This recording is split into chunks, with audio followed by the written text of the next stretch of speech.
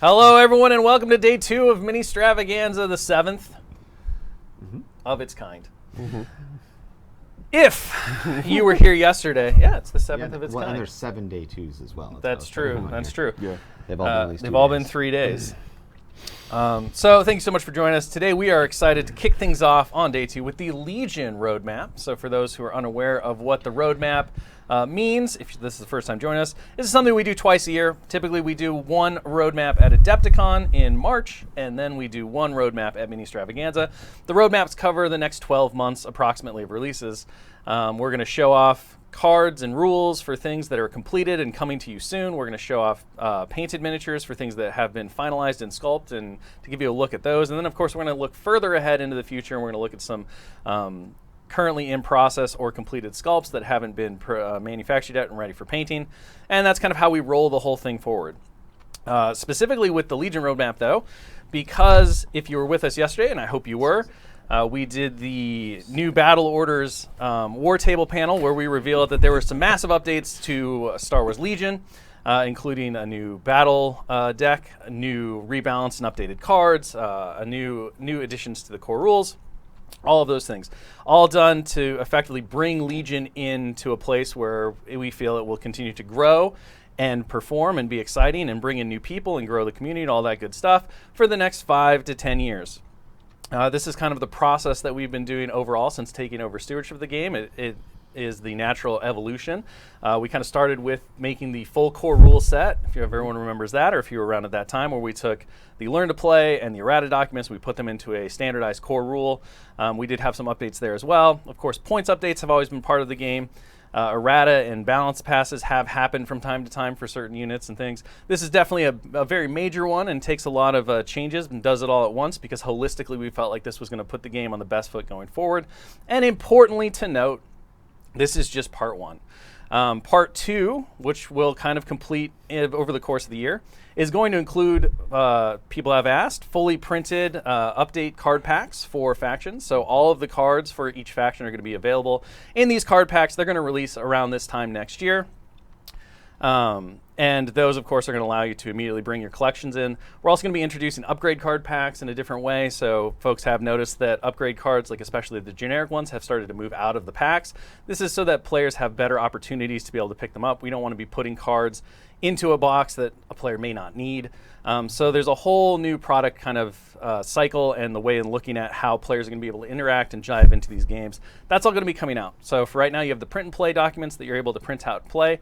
When those card packs come out, as we're going to talk about coming the roadmap in 2025 at Adepticon, there are going to be additional units that are going to see rebalances and readjustments, but we felt like the overwhelming nature of just this alone, from a development standpoint and from a player standpoint, we split it into the things that we absolutely wanted to get out first, and then there's going to be the follow-up where the remainder, which is definitely not everything is going to change, but there are a certain portion of the things that haven't had the new update cards in those print and play documents that will get adjusted, some of the characters, some of the units, and some other things.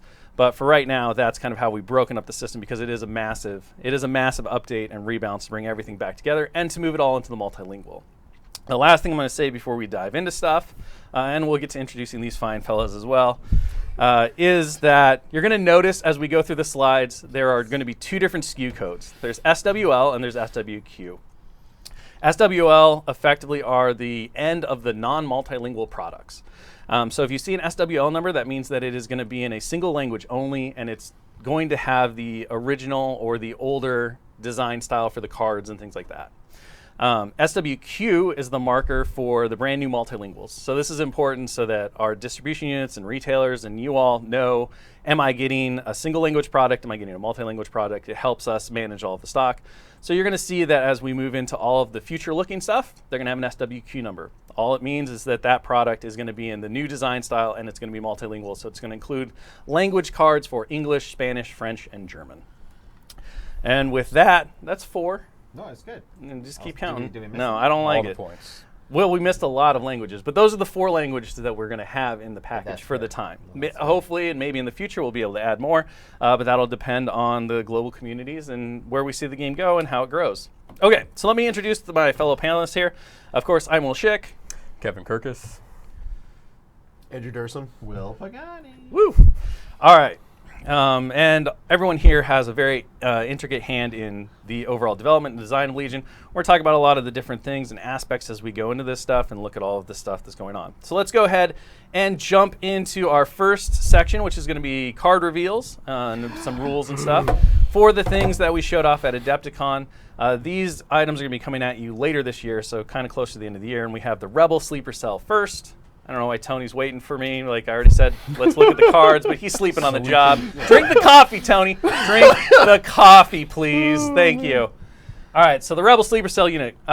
Kevin, go ahead and talk to us a little bit about some of the cool things that players are going to see when they open up this unit, start assembling it, start painting it. Yeah, sure. One of the cool things about this unit is that the heads are all interchangeable on these guys, which I think is pretty great because you got the aliens and the humans going on, and a lot of times with the way necks get keyed, it's just easier, especially with the weird sort of the Leku, the Montrails, those sorts of things.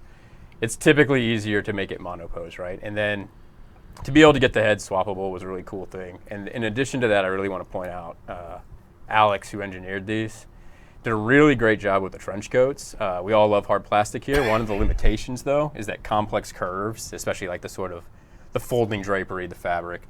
Those things, they have pretty hard limitations in hard plastic, right? And he did a great job, I think, of both sculpting and then engineering these to be producible and look great on the finished kit.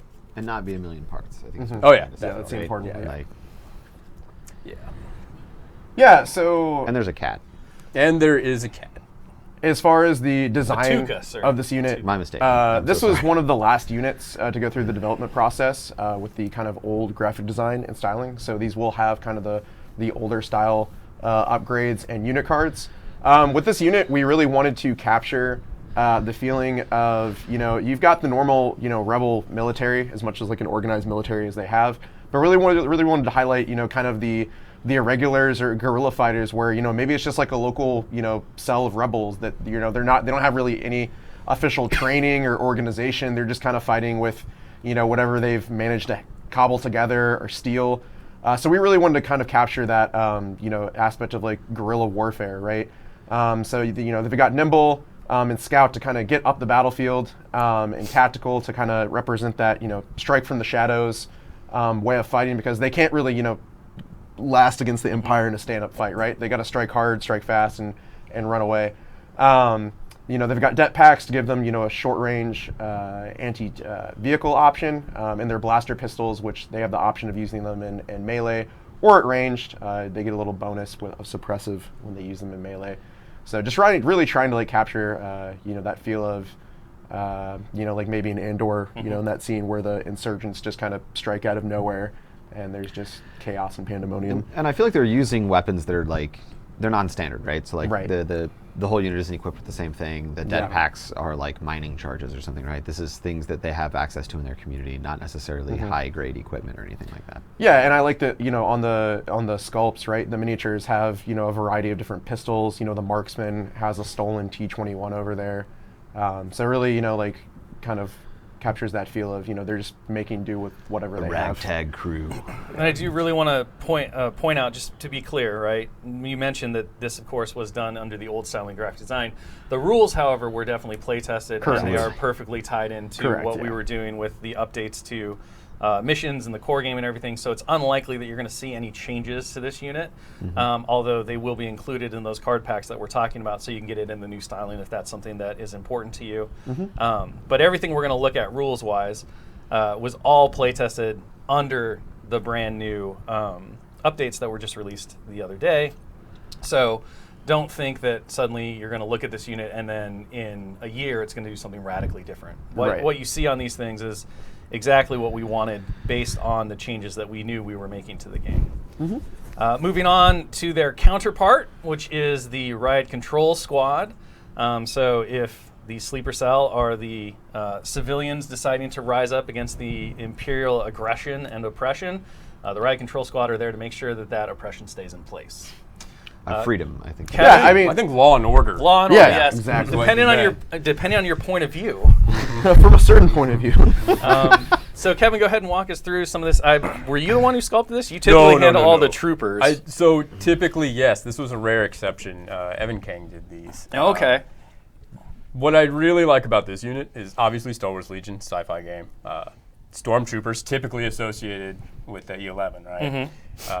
However, here we get a chance to do a melee unit. You get to give them the batons, the shields, and you get to do those poses, right? Like this is the frontline troops that are actually holding their shields up and holding back the enemy forces. And it's just a posing that we don't get to do a lot in this particular game line. It was really fun to explore that.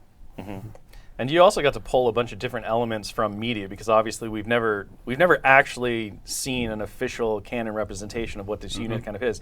We've seen the stun batons be used, we've seen riot shields be used, obviously we've seen stormtroopers and KX droids, but kind of the amalgamation of everything together to say, with LFL, we talked a lot about, you know, we want to do this type of unit. What originally we were talking about scout troopers, because you see that in the Fallen Order games, they use those. But LFL felt that didn't quite fit with their vibes and what they wanted, so we moved to stormtroopers. It was a very interesting process that led to this, which I think also was kind of fun, and then led to some interesting rules designs like the double KX series droids being the heavy and things like that. But I'll let our dev friends talk about that. Yeah, so as we were saying, this is the unit that, you know, they just want to ensure that, you know, everything is safe and orderly for Imperial citizens everywhere. And we approached this unit as we wanted to say, okay, you know, what's kind of an area that we haven't explored, especially for a core unit in Empire, and that's like, well, okay, we can do some sort of, you know, melee unit, but these guys are not particularly lethal in melee. I mean, sure, you know, they've got the black die with suppressive, but they're not necessarily going to go, you know, beat up Luke Skywalker in melee, right? But with that hold the line, they are very durable, so they're very good at getting in there, kind of tar pinning maybe other units, holding them down, going towards objectives. It is very notable to note that this unit does not have a squad upgrade, so you cannot take 10 of these. The max unit size is 7 miniatures if you take the marksman and the 2 KX droids. But yeah, we just really wanted to look at, like, okay, what does an Empire core unit look like, where the focus is not on the E11s and is more towards sort of like a melee linebacker, you know, tar pit role. And it was really fun to do. Let's talk a little bit about Hold the Line and how it interacts with the E11 blaster rifle, and like kind of the design decisions behind that. Yeah, so obviously it doesn't really, the E11 in this aspect for them kind of gives them an option, right? Of like, okay, I can, you know, if I don't want to double move for whatever reason, because I don't want to be in the open, it gives me an option to kind of put out chip damage at range, and then if I have that opportunity to, you know, double move to get the charge off, then I get my surge to block, and I'm in there with my shields. And you get your surge to hit in close combat, right? Yeah, you get the surge to hit as well. To help them out in close combat a little bit, but because of how the rules work, if you gave them surge to hit, now they would just be essentially identical to normal stormtroopers with their guns. Right. Which is not something that we wanted, right? We wanted that differentiation between the two units of one of them is definitely a range fighter. These guys, whereas they have a ranged attack, they are certainly not a ranged unit. Right, we definitely wanted it to be more of an option and like a tool in your toolbox, and not, this is like every other stormtrooper unit that is about doing things with aim tokens and shooting and precise and targeting scopes and things like that. So that was a kind of interesting way of like, all right, we can have what we want of the ranged attack being an option, but the focus still be on melee and not inadvertently, you know, buffing the range attack to beyond what we wanted. And if you really wanted to lean into the close combat option, you have the KX droids, which also bring You have a training slot too. Yep. My favorite playtest moment with these guys was when the unit went up against the X-33 land speeder for the Rebels, and the KX droids just annihilated it. That was so cool. I was like, I could just see them being like, "Stop resisting, stop!" as they're like ripping off the engines and stuff. It was a great little narrative moment that made me really enjoy the unit, actually. Yeah. We have a lot of fun running with Callus too, just for that extra flavor. So. Yeah, they definitely thematically pair really well with what you would expect a Callus to be doing. Yeah. All right, so moving on from this unit, we have, we talked a lot about this, and you're going to see more and more of this as more card reveals happen in the future.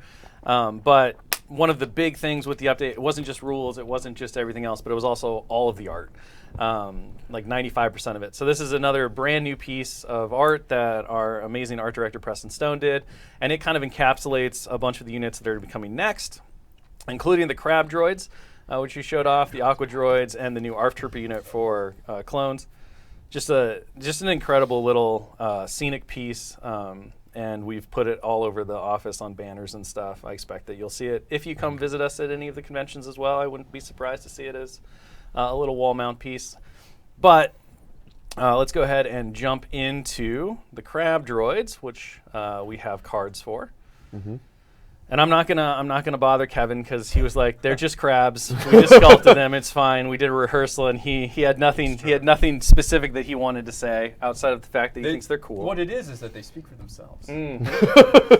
Through pinching. Correct. Through pinching, Yeah. And undermounted turbo lasers. So we're just gonna jump straight over to our dev friends here to talk a little bit about their design and other neat things about their kit. Sure. So the crab droids are a support unit for the Separatists. So do remember now with the update to the rules that vehicles do score on objectives. So these two droids, they act as a light vehicle that kind of trailblaze up the battlefield. They've got Scouting Party 1 and Scout to get them a little bit further up. They've got the Armor 2. They're really kind of similar to the kind of a different flavor of the Dwarf Spider Droid. That is more kind of aggressive rather than hanging back and being a gun platform. You're talking a little bit, if you were with us, about the new battle orders, right? You can probably start to see where these slot into different primary missions, whereas the Dwarf Spider Droid wants to slot in like that bunker mission and things like that. This unit is more interested in the ones where you're going to push forward, like breakthrough and other types. Yeah, you've got a respectable melee attack with your Crab Claws, with impact 2, Pierce 1.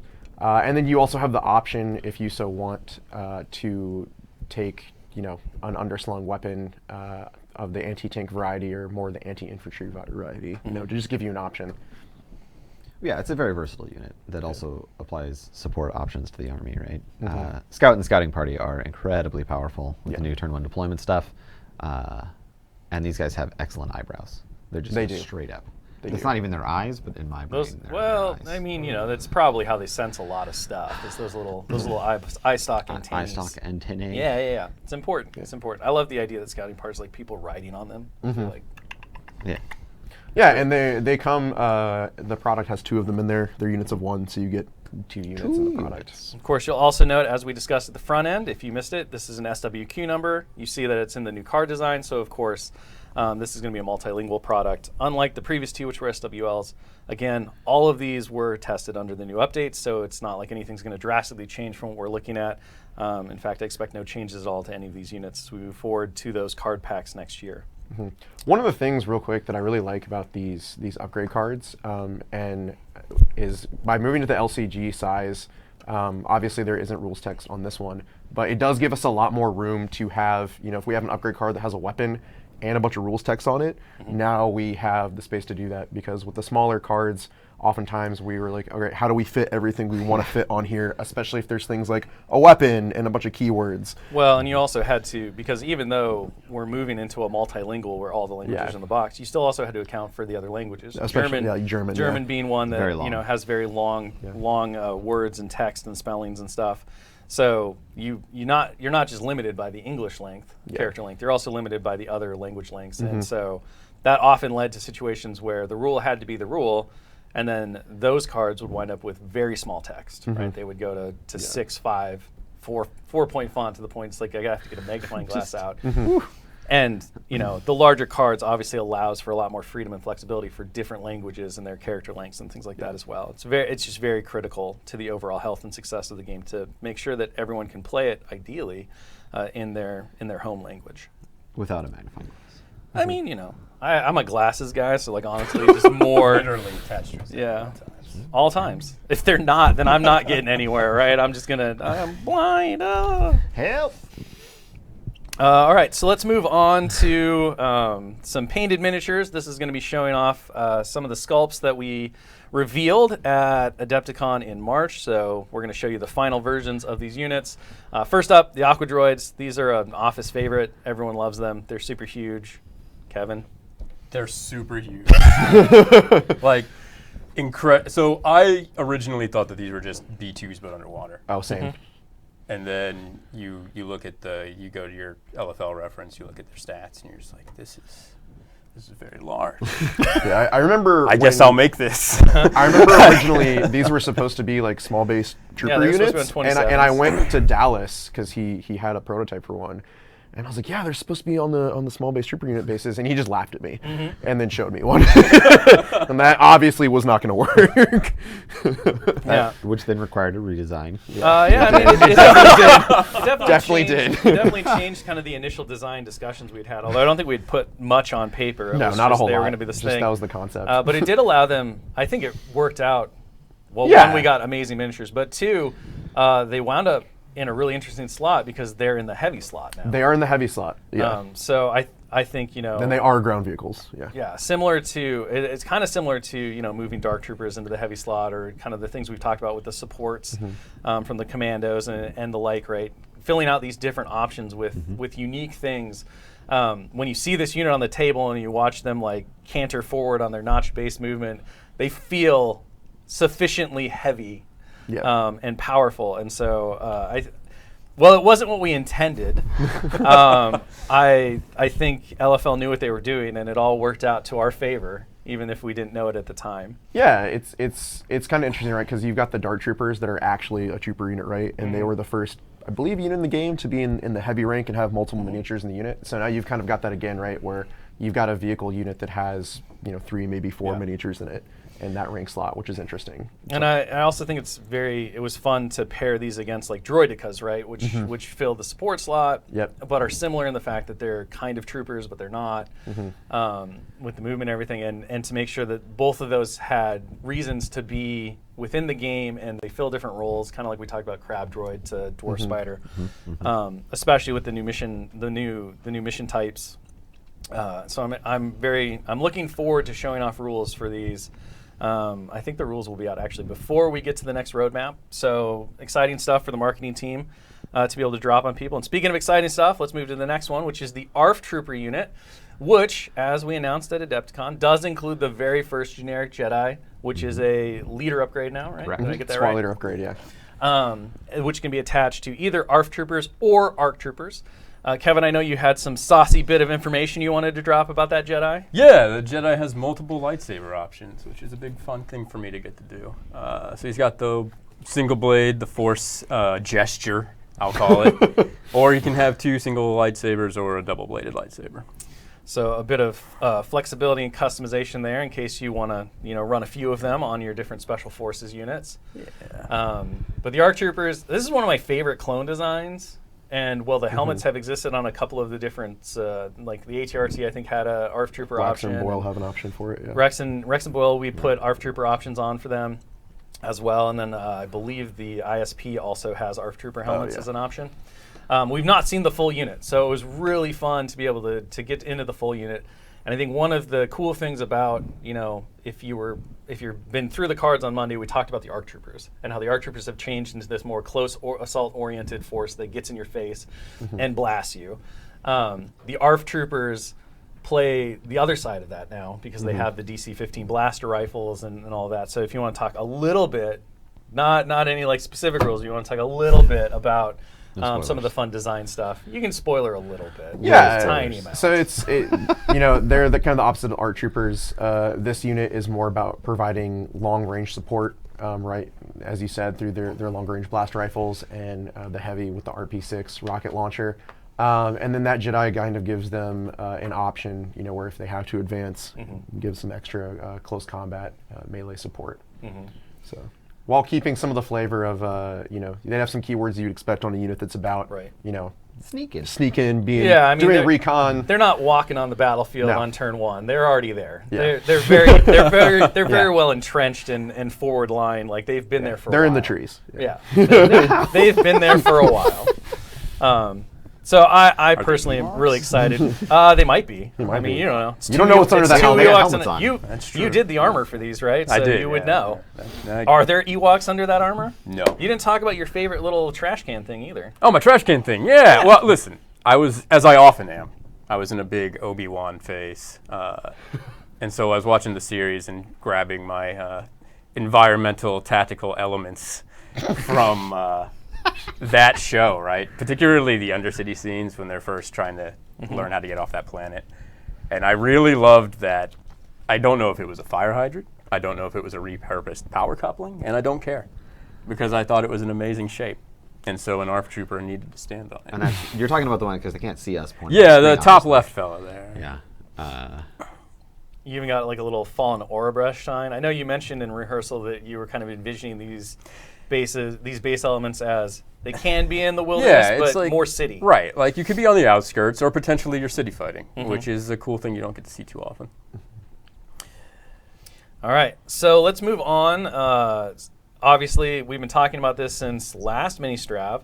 The entire plan in place that probably makes a bit more sense now as everything's starting to come together and you're seeing the development work that's going along with the art and the sculpting and the material refresh. But we have the brand. I don't know why you keep coming back to me, Tony. You just go to the next slide. Like I'm just moving my hands like a madman over here. It's not a language. It's just my weird Italian roots, I guess, or something. I don't know. Like there's a reason that I have to talk with my hands, and if I can't do it, I can't talk. For the record, the same way. I got a flail. Yeah, it's just the literally thing. You all just got to four of flail. us. I don't know. It's there. So hard plastic, brand new, resculpted, done by one Kevin Kirkus. Right? Yeah, Like you it do all was. the troopers, It but was. you've already surprised Yeah. me once. Only the one time, though. Only the one time. a So you'll surprise this morning. notice here that this brand new unit comes with 11 miniatures. Obviously, this represents the fact that the new resculpt is going to provide you the option for the min unit or the max unit right out of the box. There's 2 heavy weapon options in it. Obviously, slightly different from the original Stormtrooper unit that you see. But we're very excited to have these Stormtroopers in hard plastic. I know the material change makes a huge difference in terms of the detailing you're able to get out. If you want to talk a little bit about that. Yeah, absolutely. It's so particularly in areas like their asymmetrical knee joint apparatus. I don't know. Sure. I don't know the Padding? technical Imperial term for their knee pads. It's definitely one knee pad and one sort of knee Tactical brace. pouching? Oh, Right, I yeah. never noticed that was different. Oh yeah, Now I it- cannot It unsee absolutely is, and I have Kevin's this- intimately familiar with that. Wow. I am. Yeah, and it's interesting, right? Because some things you'll see in a bit, and the difference between these, there's a very clear through line, both narratively and in their function. But you are trying to represent different things, right? So these are very much like soldiers, and you want their poses to represent that they are tactical guys on a battlefield listening to the direct orders of their superior, right? And you try to make that come across in their posing. Like none of them should look overtly heroic or anything like that, right? Or in a rush, Yeah, necessarily. exactly. Because they're methodical. implacable. They're advancing, and they know that they're going to get there. And we're going to pair that next to the other fundamental core unit or foundational core unit for the Rebel Troopers and the game in general, because of course these were the first 2 units to come out in that original core set. The Rebel Troopers, now done in glorious hard plastic. Of course, you're going to see that once again you get the maximum unit allotment out of this product. And the other thing that you get is a ton of heads. So many heads. 14, I believe. 14. You got 6 humans and 8 interesting things. 8 interesting, which includes all of the different kind of alien species that you see on here. I don't think we're believe missing any, right? It is. You got. Yeah, it's everything. Mon everything's Cal, represented. Duros, and Twi'lek. That's right. And part of that was based on the anatomy, right? So we did talk about doing Rhodians, but they have different hands. Right. So you want to we- try and be somewhat respectful, Correct. obviously, Yes. of the fact that you don't want to have 5 million hands with your 5 million heads. And so we chose alien races that made sense for that, right? Yeah, that So you got the effectively have all Duros. the same humanoid Right, characteristics. Yeah. Okay, and then obviously brand new rules card dropped with the changes that make them way more dodgy and kind of the objective grabbers of Rebels. Let's go to the evolution of the ARF troopers for the Imperial Army, which is the Scout troopers. I love the way this is like. I sniper's so don't good. even play All of this Empire, is so but I will get this unit just to paint because I think this unit is dope. Speaking of which, I'm gonna have to talk to you about special operations. For some scout troopers? Yeah. All right. Fantastic. Yeah. I'm sure we can make that happen. This one was a lot of fun to do. Yeah. Just so my painted minis won't just sit on the shelf. They'll have a Sure. they'll have a use. We can do it. So I don't think I could bet myself to playing Empire full time. Anyway, That's what Dursum's for. that's right. That's why he's here. yeah, just a glorious unit in all the paint. The hard plastic detailing makes such a difference on all of this armor. Yeah. You know, the crisper lines, the higher detail. It's incredible to just see the difference, I think. And you get a cool backpack. Like it's like a satchel pack. It's filled with explosives. Yeah, It could be. that's a It could be saboteur. anything. What if it just had milk? Are you calling the pack that's clearly hanging off of his shoulder a backpack? Yes. Well, yeah. Okay, It's just near. checking. It's near his back. It's a satchel. I corrected a satchel. It's a milk satchel. I didn't like it. Fair enough. Kevin takes offense. Tony's Kevin giving takes us a keep it offense to going. that. Keep it You going. can't, Tony. We got 30 minutes. You can't stop us. He literally can stop And us. then, of just for course, the record. We'll drag every mistake into the light. We'll jump to the parallel of this on the rebel side to the rebel commandos. See, his is open. There's no milk in there. That's true. It's slightly different. Once again, a number of different head options that you can outfit your commandos in various Correct. ways. Another cool thing is that the heads that you'll get in here are slightly different and completely interchangeable with the heads that were in the troopers previously. And another note is we messed around with this the other night because we were curious, and with just like the slightest touch, the gentlest amount little of kiss hobby, of the hobby knife. the gentlest amount of hobby. Flick of a hobby blade. They all are also interchangeable with the saboteurs, and then the saboteurs onto these guys as well. Nice. Yeah. So plenty of customization options for folks who want to really Absolutely. diversify their rebel troopers. which makes sense for the rebels, right? Yeah, absolutely. Yeah, Absolutely. if the scout troopers are the unit you want to paint, I think this is the one that I want to paint because I'm working on my Ewok army, and I wasn't going to include commandos, but I think now I am just because I want to airbrush the camo on those trench coats. A really cool stuff. And of course, we're showing a lot as the movement to move soft plastic to hard plastic. One of the things is that so much of the Clone Wars era stuff, the Galactic Republic and the Separatist Alliance, was done in hard plastic, right? So many of the resculpts that are initially coming out are based around the oldest sculpts, which of course are those two factions. But don't worry, even though we're going to go through a few more not Clone Wars era things, we are going to have some pretty exciting Clone Wars stuff to show. So stick with us. Don't revolt yet. We're not done. We're working on it. We got 30 minutes. We just got a lot We're to show. fine here. How are you? That's right. But I know, even though I can't see the chat, I know the questions are coming. I can feel it in my bones. So let's jump to the next one. We've shown several of these characters at various stages, but here they are, all of the heroes of the rebellion redone in hard plastic, so that players can immediately update all of the iconic original trilogy characters. You'll notice that Commander Luke Skywalker has a brand new look. He's no longer in what I like to call his Cloud City PJs. He's actually in his ceremonial yellow jacket. Matches the art, so eagle-eyed folks who saw that the updated Luke Skywalker Commander card had that look going on. We had a lot of discussions with what we wanted Luke to wear. We talked about the flight suit. The flight suit doesn't really make sense because if he's leading on the battlefield, he's not going to necessarily just have hopped out of his snow speeder or his X-Wing. And where we went was there was a Marvel Comics Star Wars run that basically encompassed the time period between New Hope and Empire Strikes Back, and that was the look that they chose for him. And so we really gravitated towards that and liked it, thought it fit really well with the overall aesthetic of Legion, and was pretty striking and definitely offered some cool paint opportunities. So we did that. I believe, Kevin, he has some options. I believe I'll take your word for it. Okay. I know at one point we discussed the option to not have the blaster pistol in his hand. So if you don't want him to be dual wielding, you can choose. I think you can still choose to do that, but I don't know because I haven't seen the final thing. I don't know, but it's a thing. But otherwise, just all of the characters now gloriously redone in hard plastic. I love that Han so much. Looks so good. It's so good. Everything came out really great. And what are heroes without villains to oppose them? So, of course, we had to go back, resculpt Darth Vader into hard plastic, and we have a brand new General Veers to go alongside of him.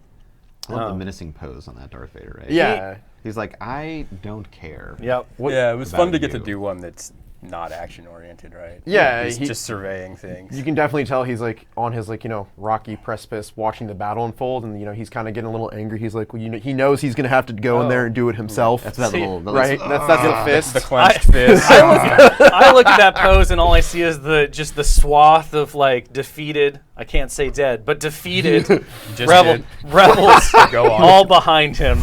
Quiet, Kevin. Go off. Go off. I said I can't say that.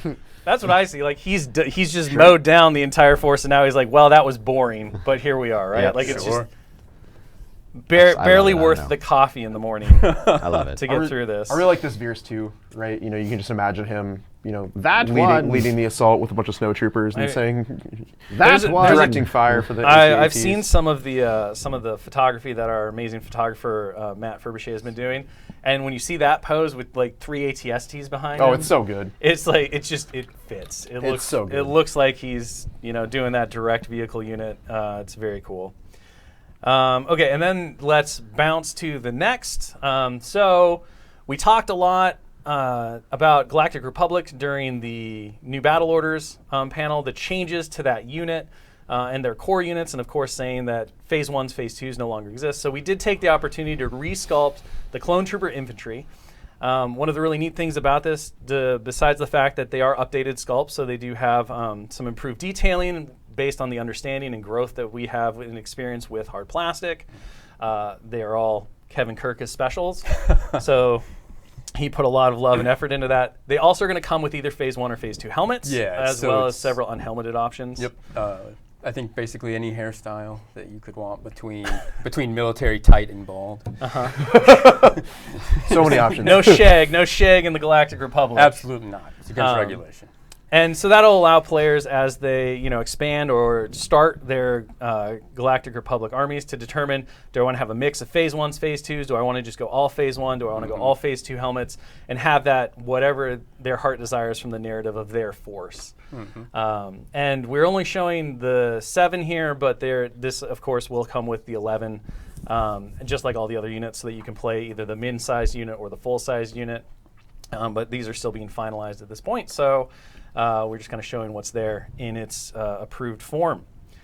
Okay, I think we can end now. I think we're done, right? There's more stuff to show, but I feel like you're just not ready. I mean, it's like Tony's ready. What more can we show, right? For the longest time, people wanted Clone Commandos, and we made Clone Commandos, and then they wanted Crab Droids, and we did that, and then it was make the E-Web Range 4, and that happened yesterday. It did. So it's like, It did. I don't know. I think it's If we what go else could we through do? if we go through our online wish portal Yeah, and we look at everything, like they're all checked off, right? they're all checked off. We made an Ahsoka Tano that has Rebel only command cards, Yeah, so we're good. that change was basically meaningless because it's not like we would actually make an Ahsoka Tano for Galactic Republic. No. Why would you bother? But the Not show wrong. must go on. But the show must go on. So, of course, teased many years ago, finally, we are at a point where we are now showing off Commander Ahsoka Tano for Galactic Republic. She will be in the 501st Battle Force. She will pair very well with Anakin Skywalker. She will hopefully fill all of the long-awaited desires for the Galactic Republic players out there who have been waiting for this character. And we're very excited to finally be bringing this character out. She had some delays and some pushes, and it took a little while, but we are there. So because you were also patient, because you were also wonderful, you're not just getting one Ahsoka Tano, you're getting 2. Both for the Galactic Republic. Both for the Galactic Republic. So she's going to come in 2 flavors, Commander and Padawan. The Commander, obviously, is a commander. Yeah. And the Padawan is an option for when you just want her on the field to see things going on. We're not going to spoil exactly how it works yet. Yeah, but I will say that I think this is actually something where her coming out when she is really cool, because if she had come out earlier, we wouldn't have been able to do that. Yeah. Right. And so it's really exciting that you get to play her in 2 kind of different ways. Yeah, so obviously we're showing the finalized sculpts. You're probably going to get to see her in her glorious painted versions at the start of next year, and then she'll be releasing alongside all of the other stuff that we've shown probably around this time of next year. And there's a timeline at the end of this. And there is a timeline at the end, just like check it out always, there. that you can clip, and you can see what quarter things are expected. Obviously, everything is kind of TBD because things can shift based on the logistics and the global shipping and all that, but we try to aim as close as possible to where we expect these things to come. But going to be a very exciting year for Galactic Republic, not just because of Ahsoka, but also we did reference the fact that even though Galactic Republic has moved to the one very versatile clone infantry unit, there is a secondary clone core option that's going to be coming, and that is the Clone Trooper Marksman. So folks asking, what happened to the DC-15 upgrade? Yeah. Here it is. There's a whole unit of them now, yeah. Take them all. And if you want to talk a little bit about the design ideas behind this and why that split was done, and now what Clone Trooper Marksmen kind of pair with the infantry, without giving too many spoilers, please take it away. Yeah, so as we discussed yesterday, right, like we want the clones to reflect kind of this faction identity of they're the best of the best and they have the access to the best training and the best equipment. And so that's represented by the new squad leader upgrades. But we still wanted to have, the units be a little specialized in what they did. So you've got the Clone Trooper Infantry, which is kind of all around short range. These guys are going to be much more, like stay back, long range, support the army that way. Similar maybe be to a little the bit slower. veterans or the Yeah, short to the troopers. veterans. Yeah. They've got some of the old, Clone Trooper heavy weapons with the RPS-6 and the mortar. So they're more about, supporting the infantry as they advance up the field with long-range fire. Long range. Long-range fire.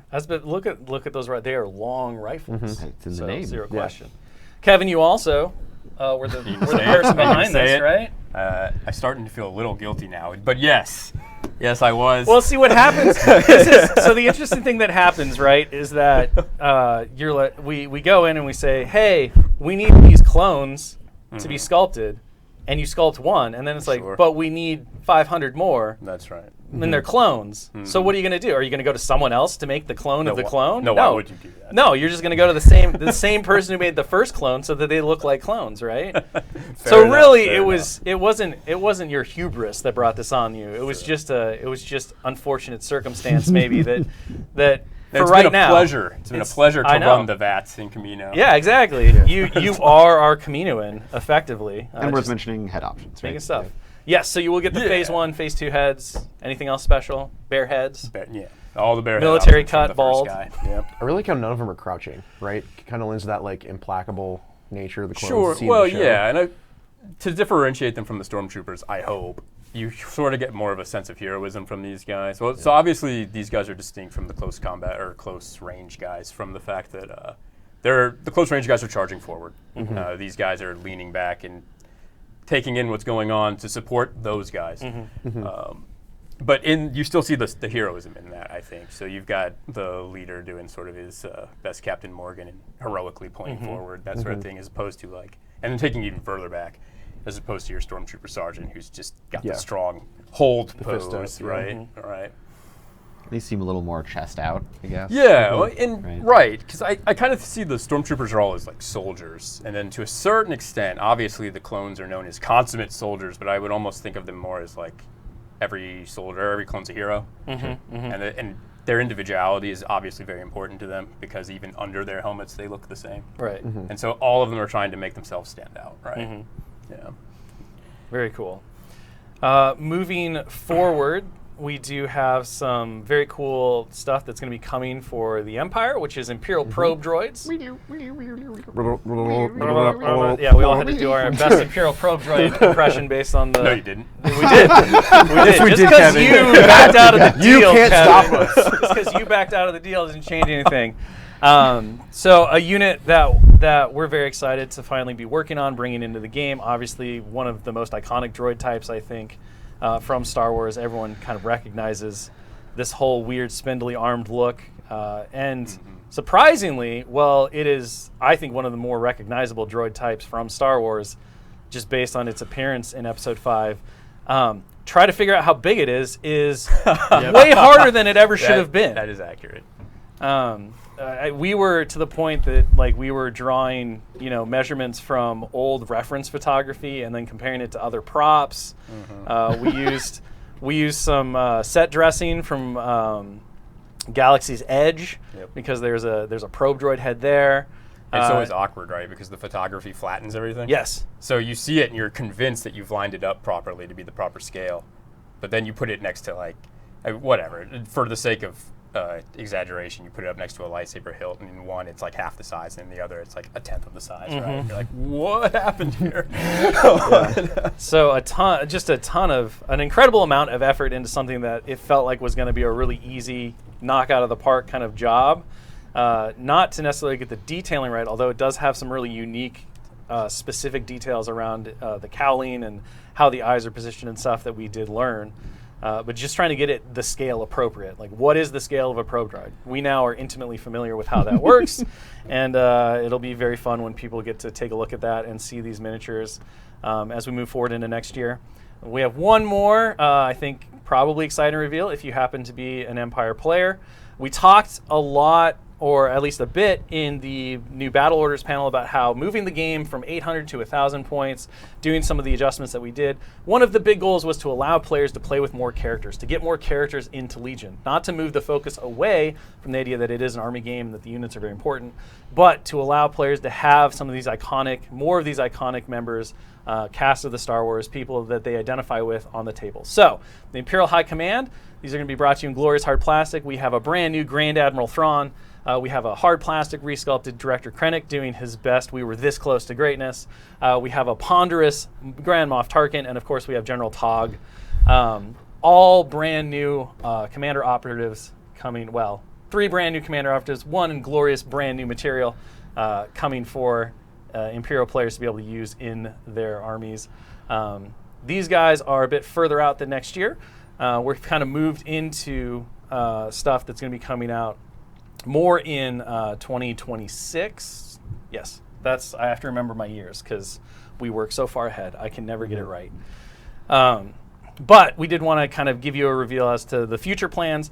Obviously, part of this more advanced look is because so much of our effort has been devoted into not just creating new things like the ARF Troopers and the Crab Droids, but also in this big rebalance update to the core game itself that we revealed on Monday, and we'll continue to work on as we move forward. Don't show me that 10 sign, Tony. I'm almost done. Literally his only job. No, his job is to push the buttons, which he has not done very well this morning, just to be clear. Tony, I appreciate just to you. Be clear. You're doing great. Don't listen to him. You hit the space bar, Tony. That's all you got to do. It's a space bar. You're doing great, Tony. I could have one of those drinky birds do this for me if I really wanted to at this point, all right? A little professionalism, sir. I love you, Tony. I do. I really do. You're doing great, Tony. Don't make the producer part of the show. Don't listen to him. No, that's my favorite part is that he really hates being part of the show. So for as long as I've worked with Tony, which has been like 12 years now, he always becomes part of the show. Because he's very good-natured and he has an incredible speaking voice. He won't do it now because he doesn't have a mic. But you got to bring Tony in. Okay. So we're moving even further forward, back to the action. We're going to be driving into things that we don't even have sculpts for, but we do have some really cool art.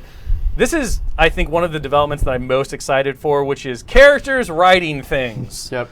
Specifically vehicles. An amazing evolution of the far future past. Exactly. Mounted characters. Well, we see it obviously happen throughout the different media and stuff, but in a miniatures war game, there's something about it. There's something about it that's just so amazing. So Grievous on the wheel bike, tearing things up, living his best like chopper dreams. I can't wait until we have sculpts to show you for this. This is gonna be so exciting. But here's some gorgeous art done by Preston Stone to give you an idea of the epicness that's coming if you're a Separatist Alliance player. And then one of my personal childhood things. I was a huge fan of the Super Star Wars series of video games. Mm-hmm. And folks who played it might remember that in that game, well, one, they expanded everything. Like, there's a lot of crazy stuff in that game. But the thing that always stuck with me was the fact that as Luke Skywalker, you could ride the Tauntaun and smack things with your lightsaber. And I was like, this is amazing. And so, like, this next one, it really speaks to me because we're finally going to have the opportunity to have Luke Skywalker and Han Solo mounted on Tauntauns. And Luke Skywalker will be able to smack things with his lightsaber, as a Jedi Knight truly should. It's going to be great. Truly should. And this is possible because of the hard plastic resculpt of Tauntauns, Correct. right? Yeah. So obviously the sculpting and engineering team, Tauntauns were one of those items that were done in soft plastic, so we were redoing them in hard plastic, and the conversation became, well, if we're already going halfway, You may What as if well. we went all the way and got these characters onto their tauntauns? Of course, it's going to be a big boon to Echo-based defenders, just adding more flavor and narrative and options to that battle force. But in general, all of the different Rebel Alliance armies that are out there, I think will really enjoy these characters and the mobility that's coming. And we have ideas and opportunities to continue to expand this idea of characters riding different things. Yep. So even though this is kind of our last one for the whole new day, world. for the roadmap, don't worry if you didn't see somebody mounted on something. You'll probably get your opportunity. Maybe we'll be showing that at the next roadmap. Maybe it'll be a bit further down. But there's so many cool things that we have in the works now for Legion that are going to be built off the back of these big updates that we've done. Here's the timeline for everyone. So note that the updated faction card packs will be coming out in Q3 of 2025. That's going to take all of the cards, update them to the new design, in print for those who want it. If you just want to print and play the cards, they're available right now. You can do that. You're going to have to do that up until we can finally get these printed out. And they are going to have some additional updates as well as just moving all of the cards, even the ones that don't have rules changes, into that. The other big thing about those updated faction card packs is it's going to introduce new upgrade non-faction specific upgrade card packs, and of course the battle deck packs, so that players will be able to, whether they're new or existing, at any point go in and get all of the upgrades that they would need that are not tied to specific units or factions. And battle cards and all that stuff. And yeah, everything else that is on there, you can see it all in glorious fashion. This one doesn't have the non-exhaustive tag, but it should, because it is definitely non-exhaustive. We have many other cool things to show when the time comes and it is right for us to reveal those. Maybe at the Adepticon 2025 roadmap, as is the way that we do these things. You'll see that, but hopefully you are very excited, as we are, for everything that's coming out. Be sure to stick with us, as Dallas Kemp is going to be painting the Riot Control Squad next. So if you want to see how those finalized hard plastic minis look, get some ideas for painting them, bop some things with your booper stick, you're ready to go. Gentlemen, any closing words before we leave? Tony hasn't put up the stop sign yet, so we can go until that happens. I'm just really excited for the future of Legion. Yeah. I got all sorts of cool stuff, but if I start talking about it, it's going to become a problem, so I'm not going to. Fair enough. We will fair get hit enough. with the bopper sticks. It's true. Kevin, this is like your one panel, right? So we can put you back to work? Yeah, absolutely. Okay, I've got some things I need you to work on right after this. We'll talk about writing it. stuff. Some things fly in the air. Zoom, zoom. Writing stuff or writing stuff? Maybe both. Probably not writing. I've never seen you write. I would love to see you write. Tony at some point is going to end this stream as we just ramble No, on. he won't. Wow! He's Wow! gonna Wow! keep going. Wow! This is how Tony's passive sassy. aggressively gets I know, back at you. he's got Now the sass we have today. to We fill did it. time, We did it. and this is your fault. All right, everyone. Thank you so much for joining us. Be sure to stay tuned for the Riot Control Squad, and of course, we'll be back with more stuff. Saturday, you're not going to want to miss the Theaters of War War Table. We're going to be showing off some very cool new ways to play Legion. Some updates to special operations, as well as we're going to talk about some of the changes that the updated rules that we showed off on Thursday have on Legion Skirmish. But of course, you already have those documents. We're just going to talk about some of the design and philosophy behind those. And we're also going to have some brand new ways to interact and engage with Legion that change some of the mission parameters and things like that. Because updating is not enough. We also got to add some new things. Gotta add the spice. Yeah, that's right. Optional spice. Optional it's like spice, when you it's like when you go to a restaurant and they give you that spice rack. They're like, you make it as tasty as you want, as spicy as you want. So that's what's going to happen on Saturday. Be sure to tune in for that. Thanks so much for joining us. Till next time. Bye. Goodbye.